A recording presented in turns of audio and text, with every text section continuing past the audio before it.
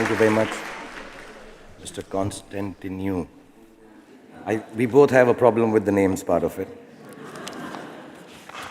Thank you, Vice Chancellor. I'm extremely honored to be awarded the Honorary Doctor of Laws by university as well regarded and as acclaimed as this.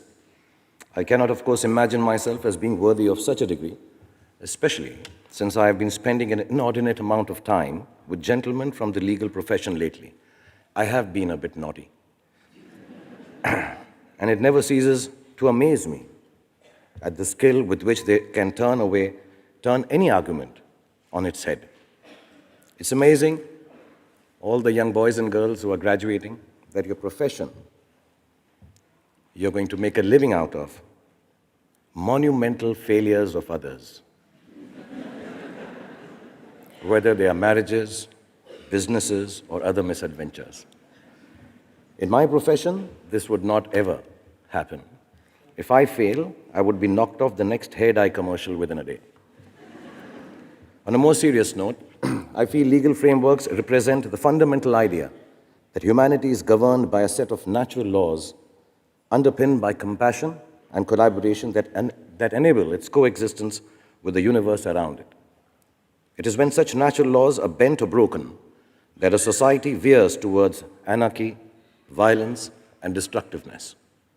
Social systems that are based on a foundation of greed and individualism eventually tend to collapse.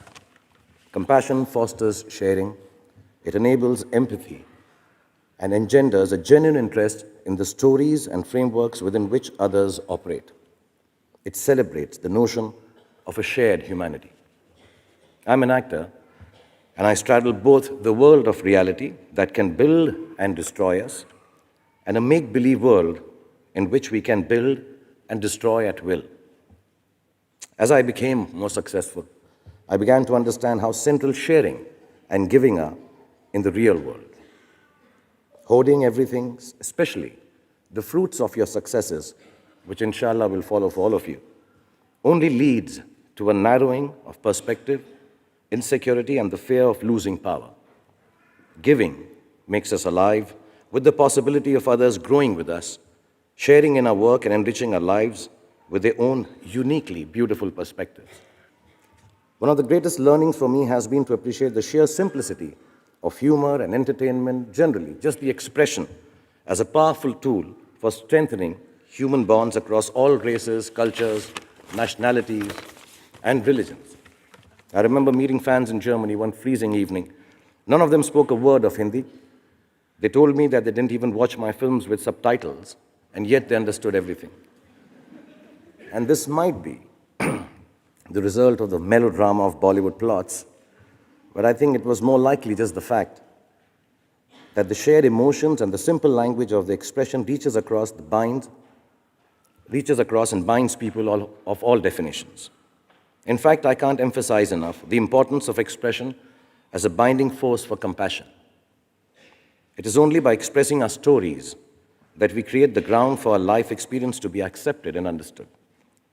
The foundation I run works with acid attack survivors. These are some of the bravest women I have ever met in my life.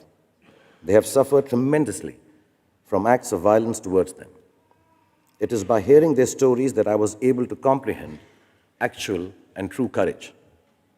I also understood the cathartic value that the telling of their stories to each other had for them. It helped them break out of their despair and build anew with a sense of collective hope and renewed faith in humanity.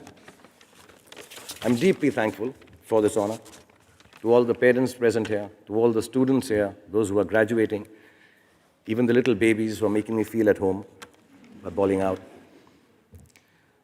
I would like to say, though, that all service is actually selfish in some ways, because it makes us feel more worthwhile or worthy.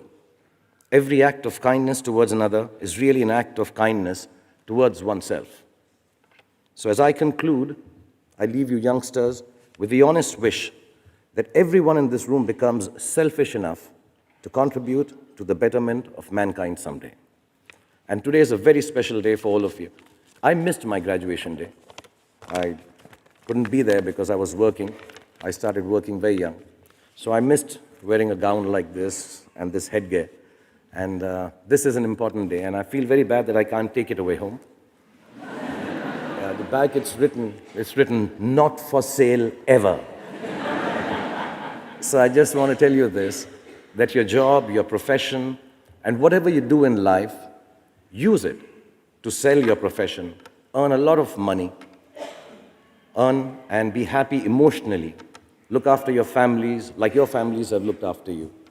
But just like this gown, make sure your ideologies and ideals are not for sale ever. Thank you very much.